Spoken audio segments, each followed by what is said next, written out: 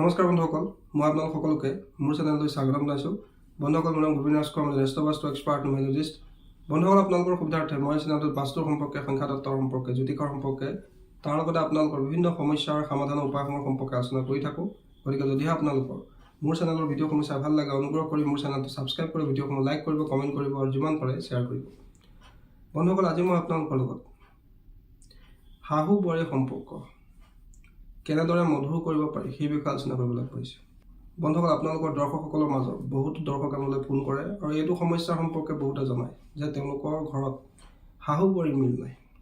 শাহু বোৱাৰীৰ মাজত কিবা নহয় কিবা এটা কথাক লৈ প্ৰত্যেক দিনে সংঘাত উৎপন্ন হয়, যাৰ কাৰণে সেইখন ঘৰত প্ৰতিদিনে অশান্তিৰ বাতাবৰণৰ সৃষ্টি হয়।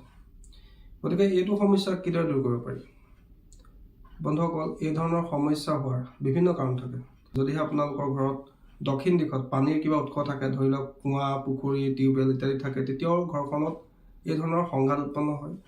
তাৰোপৰি যদি আপোনালোকৰ দক্ষিণ পশ্চিম দিশটো কিবা কাৰণে ইমবেলেঞ্চ হৈ থাকে, ধৰি লওক তাত টয়লেট থাকে, তাত মেইন দুৱাৰ থাকে, মেইন গেট থাকে, বা পানীৰ উৎস তাত কিবা থাকে, তেতিয়াও এই ধৰণৰ সমস্যা হ'ব পাৰে।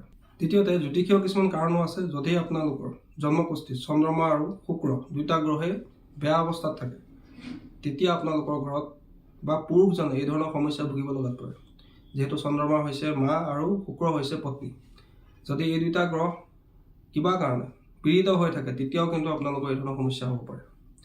বন্ধুসকল, এতিয়া কথা হ'ল যে এই সমস্যাটো কিদৰে দূৰ কৰিব পাৰি। প্ৰথম কথা হ'ল, যদি আপোনাৰ ঘৰত দক্ষিণ দিশত কিবা পানীৰ উৎস আছে, সেই উৎসটো সোনকালে বন্ধ কৰাৰ ব্যৱস্থা কৰক। দ্বিতীয়তে, আপোনালোকে ঘৰৰ দক্ষিণ পশ্চিম দিশটো এবাৰ চেক কৰক, তাত কিবা বাস্তুদোষ আছে নেকি।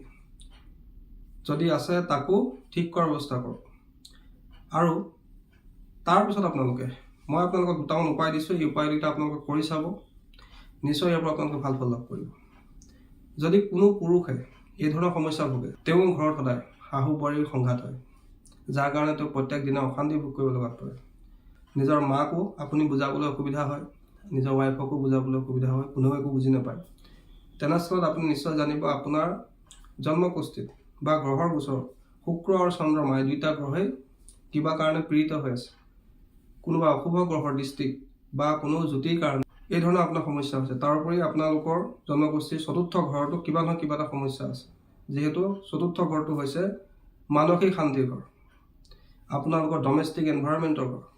গতিকে এইখিনি কথাও চাব লগাত পৰে। তথাপি আজি মই যিটো উপায় দিবলৈ আগবাঢ়িছোঁ, সেইটো উপায় যদি পুৰুষজনে কৰিবলৈ লয়, তেন্তে তেওঁৰ সেই সমস্যা দিনক দিনে দূৰ হয়, ঘৰলৈ শান্তি ঘূৰি আহে। কি কৰিব লাগে বন্ধুসকল? তাৰ কাৰণে আপোনালোকে প্ৰথমতে আপোনাৰ ঘৰত যদি গাই গৰু আছে, গাই গৰুক প্ৰত্যেক দিনে চেনিৰ লগত ভাত কেইটামান সানি লৈ ডেইলি গাই গৰুক খুৱাব লাগে। অৰ্থাৎ গাই গৰুক মিঠা ভাত খুৱাব লাগে। চেনিৰ লগত অলপমান ভাত ধুনীয়াকৈ মিলাই লৈ পেলাই প্ৰত্যেক দিনে গাই গৰুক খুৱাব লাগে। আৰু এই উপায়টো কণ্টিনিউ কৰি যাব লাগে। যদি কণ্টিনিউ কৰিব নোৱাৰে, তেন্তে প্ৰত্যেক সোমবাৰ আৰু প্ৰত্যেক শুকুৰবাৰে এই উপায়টো কৰিব লাগে। গাই গৰুক মিঠা ভাত পুৰুষজনে খুৱাব লাগে। এনে কৰিলে আপোনাৰ ঘৰলৈ লাহে লাহে শান্তি ঘূৰি আহে। তাৰোপৰি শাহু বোৱাৰীৰ সম্পৰ্ক লাহে লাহে ভাললৈ আহে।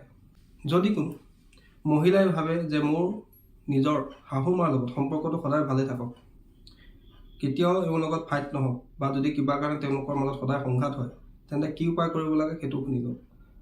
আপোনালোকে প্ৰত্যেক সোমবাৰে যদি ওচৰত কোনোবা প্ৰবাহিত নদী আছে, তাত আপোনালোকে কেঁচা গাখীৰ অৰ্পণ কৰিবলৈ লওক। প্ৰত্যেক সোমবাৰে এইটো উপায় কৰিব লাগে।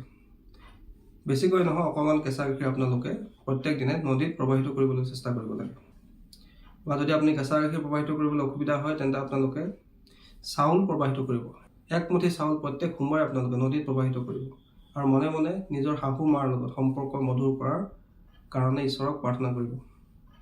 বন্ধুসকল, তাৰোপৰি আপোনালোকে এই ক্ষেত্ৰত এটা এঞ্জেল নাম্বাৰ ব্যৱহাৰ কৰিব পাৰে। বন্ধুসকল, সেই এঞ্জেল নাম্বাৰটো হৈছে 3637240 3637240। এইটো এঞ্জেল নাম্বাৰ আপোনালোকে নিজৰ শাহু মাৰ লগত সম্পৰ্কটো মধুৰ কৰিবৰ কাৰণে ব্যৱহাৰ কৰিব পাৰে। প্ৰত্যেক দিনে আপোনালোকে গ্ৰীণ পেন এটা লৈ নিজৰ লেফ্ট বডি পাৰ্টত, বাওঁ হাতত, বাওঁ ভৰিত আপোনালোকে এই এঞ্জেল নাম্বাৰটো লিখিব আৰু মনে মনে আপোনালোকে শাহু মাৰ লগত সম্পৰ্কটো মধুৰ কৰাৰ কাৰণে ইউনিভাৰ্সক ধন্যবাদ দিব। থেংক ইউ ইউনিভাৰ্স, থেংক ইউ ইউনিভাৰ্স হ'ব। বন্ধুসকল, দুইটা সৰু উপায় যদি আপুনি কণ্টিনিউ কৰিব পাৰে, চাব আপোনালোকৰ সেই সমস্যা লাহে লাহে আপোনাৰ জীৱনৰ পৰা আঁতৰি যাব। দ্বিতীয়তে, কোনো শাহুৱে যদি বিচাৰে যে তেওঁৰ বোৱাৰীকৰ লগত সম্পৰ্কটো কিবা কাৰণে বেয়া হৈ গৈছে, যাৰ কাৰণে তেওঁলোকৰ ঘৰত অশান্তি হ'বলৈ লৈছে, শাহুমাই যদি বিচাৰে যে তেওঁৰ লগত তেওঁৰ বোৱাৰীকৰ সম্পৰ্কটো ভাল হৈ যাওক, তাৰ কাৰণে তেওঁলোকে প্ৰত্যেক শুক্ৰবাৰে গাই গৰুক আলু খুৱাব লাগে। বন্ধুসকল, যদি আপোনাৰ ঘৰত গাই গৰু নাই, তেন্তে আপোনালোকে বেলেগৰ ঘৰতো গৈ গাই গৰুক আলু খুৱাব পাৰে। আপোনালোকে প্ৰত্যেক শুক্ৰবাৰে গাই গৰুক আলু খুৱাবলৈ লওক। চাব আপোনালোকৰ বোৱাৰীৰ লগত সম্পৰ্ক দিনক দিনে ভাল হৈ যাব। যি বোৱাৰীৰ লগত আপোনাৰ সদায় সংঘাত হয়, সেই সংঘাত আপোনালোকৰ দূৰ হ'ব। একেবাৰে চিম্পল উপায়, আপোনালোকে কৰি চাব, নিশ্চয় ইয়াৰ পৰা ভাল ফল লাভ কৰিব। এই ক্ষেত্ৰত বিশেষকৈ শাহুৱেকে যদি বিচাৰে নিজৰ বোৱাৰীকৰ লগত সম্পৰ্কটো ঠিক কৰিবৰ কাৰণে, তাৰ কাৰণে তেওঁ এটা এঞ্জেল নাম্বাৰ ব্যৱহাৰ কৰিব পাৰে। বন্ধুসকল, সেই এঞ্জেল নাম্বাৰটো হৈছে 69042981 69042981। এই এঞ্জেল নাম্বাৰটো শাহুৱেকে নিজৰ বোৱাৰীকৰ লগত সম্পৰ্ক ভাল কৰিবৰ কাৰণে ব্যৱহাৰ কৰিব পাৰে। কেনেকৈ কৰিব লাগে? প্ৰত্যেক দিনে গ্ৰীণ পেন এটা লৈ নিজৰ বাওঁ হাতত, বাওঁ ভৰিত বা শৰীৰৰ যিকোনো বাওঁ অংশত এই এঞ্জেল নাম্বাৰটো ডেইলি লিখিব লাগে আৰু মনে মনে ইউনিভাৰ্সক ধন্যবাদ দিব লাগে বোৱাৰীকৰ লগত সম্পৰ্কটো মধুৰ কৰি দিয়াৰ কাৰণে। বন্ধুসকল, এই ধৰণৰ সমস্যা যদি আপোনালোকৰ হৈ আছে, তেন্তে আপোনালোকে এই উপায়কেইটা কৰি চাব, নিশ্চয় ইয়াৰ পৰা আপোনালোকে ভাল ফল লাভ কৰিব। একেবাৰে চিম্পল আৰু পৰীক্ষিত উপায়। বহুতো ক্লাইণ্টক মই এই উপায়খিনি দিছোঁ, ইয়াৰ পৰা তেওঁলোকে ভাল ফল লাভ কৰিছে। গতিকে আপোনালোকৰ যাতে এই সমস্যাটো দূৰ হয়, তাৰ কাৰণে মই আজি উপায়টো আপোনালোককো দিলোঁ। আপোনালোকে সম্পূৰ্ণ বিশ্বাস ৰাখি ইউনিভাৰ্সক ধন্যবাদ দি এই উপায়কেইটা কৰিব। আপোনালোকৰ এই ধৰণৰ সমস্যা যদি চলি আছে, সেই সমস্যা দূৰ হ'ব, আপোনালোকৰ ঘৰলৈ শান্তিৰ বাতাবৰণ ঘূৰি আহিব। বন্ধুসকল, আশা কৰিছোঁ আজি আপোনালোকৰ এই উপায়টোৰ সম্পৰ্কে জানি ভাল লাগিলে। যদি ভাল লাগিলে অনুগ্ৰহ কৰি ভিডিঅ'টো লাইক কৰি দিব, কমেণ্ট কৰিব আৰু মোৰ চেনেলটো ছাবস্ক্ৰাইব কৰিব। ধন্যবাদ।